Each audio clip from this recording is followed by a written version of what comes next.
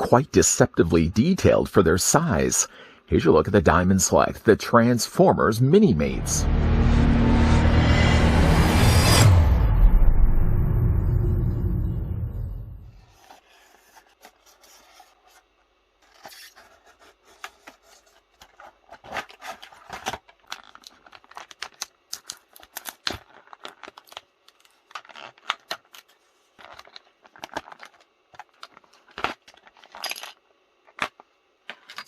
Transformers are living, human-like robots with a unique ability to turn into vehicles or beasts. The stories of their lives, their hopes, their strengths, and their triumphs are chronicled in epic sagas that span an immersive and exciting universe where everything is more than meets the eye. Each Minimate figure features 12 points of articulation and fully interchangeable parts. Though one may not consider these robots in disguise, as the size of these Transformer Minimates don't give them the means to actually transform into anything.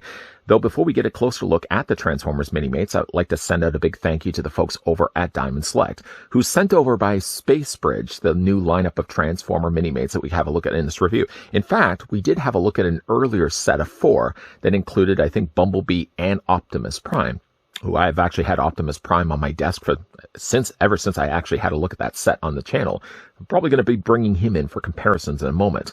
Let's not get ahead of ourselves, though. Let's grab first the tape measure. I'm not going to measure all of them because obviously they're going to be about the same size to one another. Minimates, on average, are about 2-inch tall figures.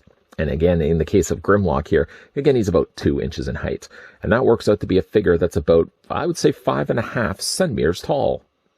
I did say I had Optimus Prime. To bring in Optimus Prime right now to compare him along with the likes of Megatron, you can see that he does have the energy axe attached to one of his forearms.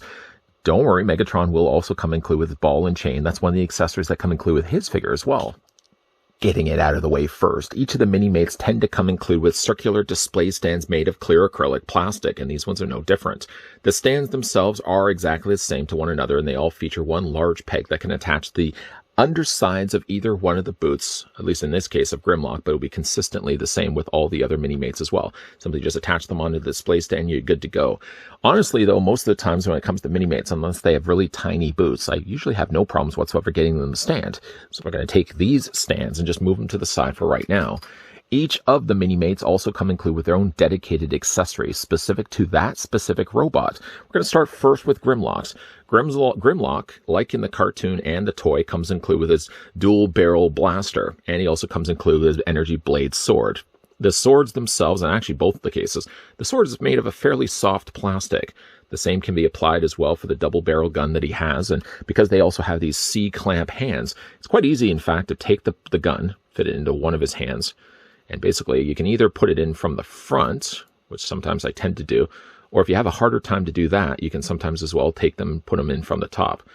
But it shouldn't give me too much problem, at least I didn't have any problems doing this before. I just dropped the hand for Grimlock, at least I know where it is. Let's just pick up the hand for right now.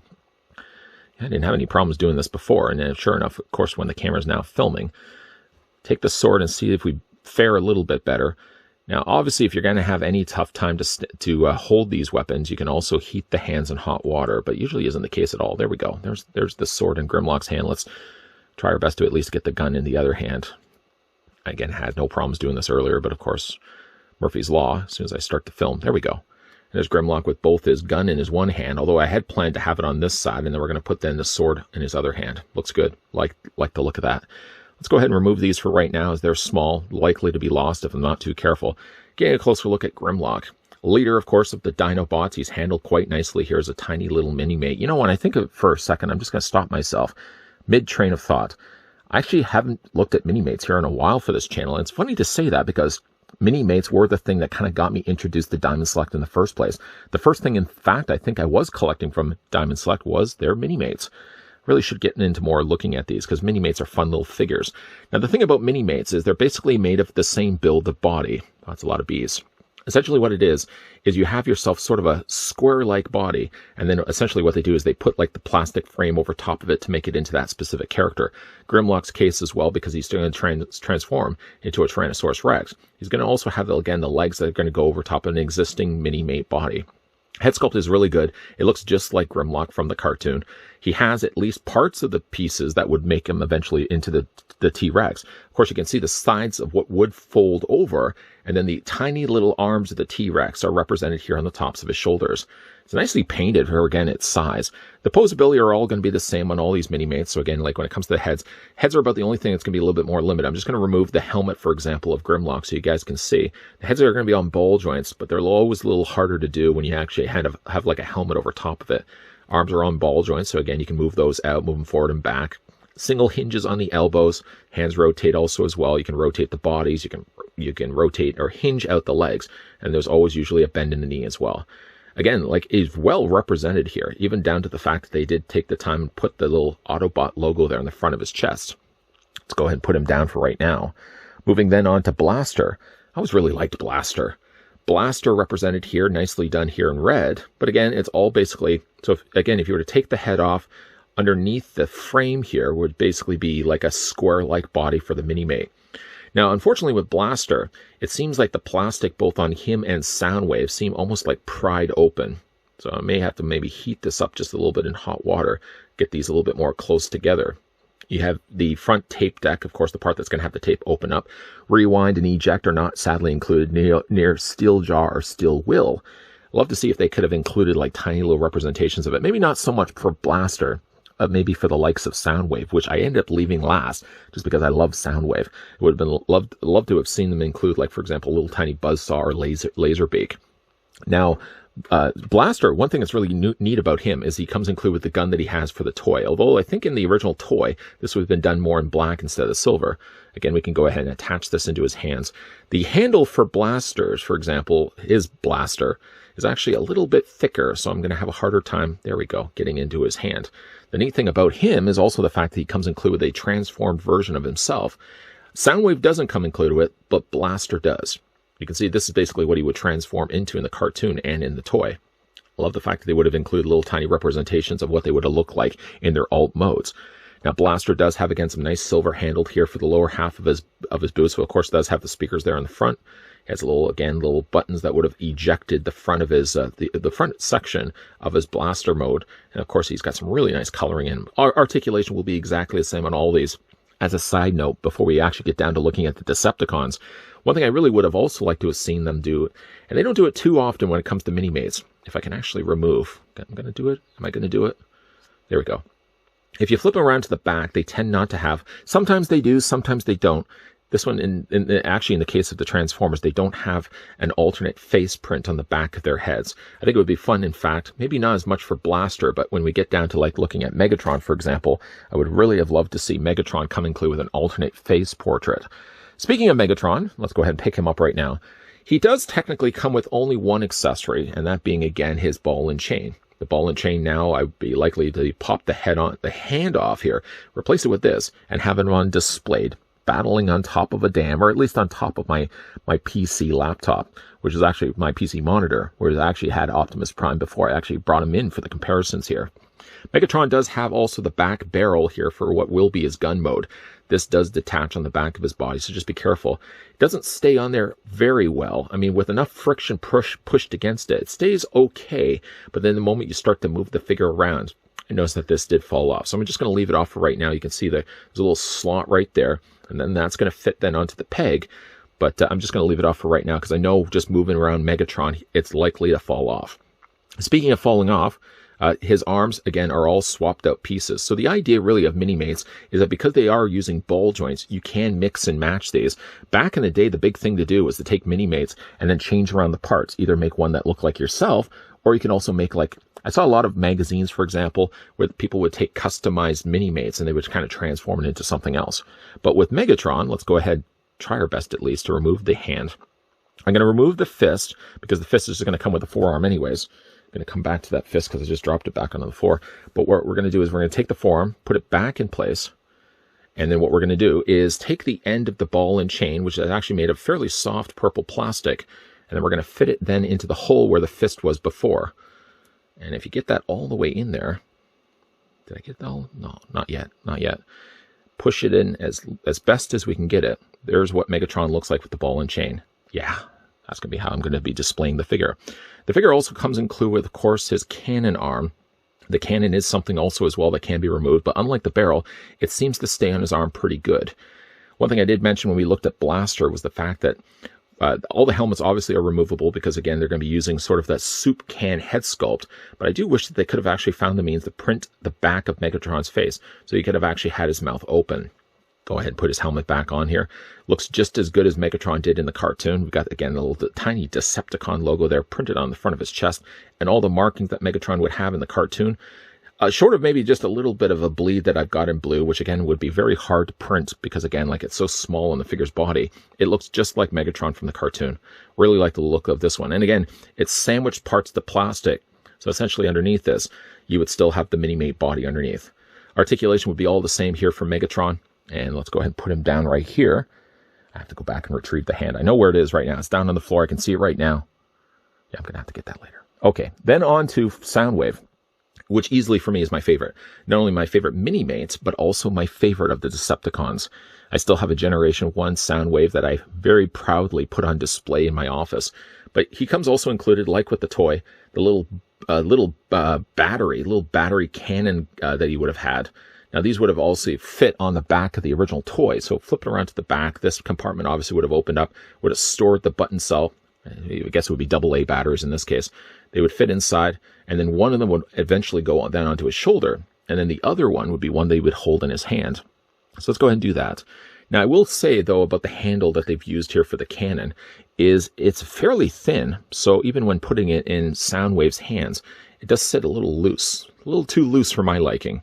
So I'm probably going to maybe heat the hand a little bit, just see if I can actually get him to hold the gun just a little bit better than what he does right now. I did mention earlier that I would have liked to have seen this guy come included with a tiny little version of Laserbeak. Maybe not Buzzsaw. I know Buzzsaw came included with the original Generation 1 toy, but I would love to have seen him come included with a tiny little Laserbeak that could have been perched on his arm. Once again, you kind of can see how everything gets built together here. So we can go ahead, like, for example, and remove the helmet. So you can kind of see, again, like they're using just a regular Minimate body underneath all this, but then still found really clever ways to bulk up the bodies by using still the same bodies underneath it. Again, like all the articulation is going to be exactly the same here. So you got, like, again, the ball joints in the arms, the shoulders, you got hinge joints in the elbows, swivels in the hands themselves. The head does rotate, but once again, when you are rotating, you tend to rotate the helmet as well. And again, you got the waist swivel, the legs are on ball joints. I did notice, though, with Soundwave that his boot tends to fall off a lot. You can see as well that they've pegged the inside of the boot, and that simply then just lines up with the hole that's provided on the bottom of the leg. I suppose with enough pressure applied that I probably could get the boot on there a little bit better than what it was. But that's a nice looking Soundwave. Again, the only thing I would have really said when it came to this guy's release is, man, he would have looked really cool to come include with like a Buzzsaw. There, I'm now losing both the boots. Love to have seen this guy get released with a Buzzsaw, or rather instead a Laserbeak. Nice overall looking figures, though. If I can get the boot back onto Soundwave. I just finished saying that the boot was going to fall off. There we go. Did I have it all the way on? I think I have it all the way on. Yeah, overall, nice looking Minimates. I think I might actually like this set a little bit more than the first set we looked at before, which just, again, happened to have Optimus Prime. Now I can have Optimus Prime with Axe in his hand, and the ball and chain then with Megatron. Yeah, I really like the look of this set. Let's just put actually Optimus Prime along with the rest of the Autobots so he's not on the side of the Decepticons. The thing I really like about these as well, yes, they don't transform, obviously, for the size. There's no way that they'd be able to incorporate articulation. That's not the whole thing about Minimates in the first place. It's the fact you get these tiny little articulated figures. The thing, in fact, that really got me interested in Diamond Select years ago when I was first collecting was the very first thing was Minimates. Minimates then got me into the other stuff that they were collecting, and it sort of snowballed from there.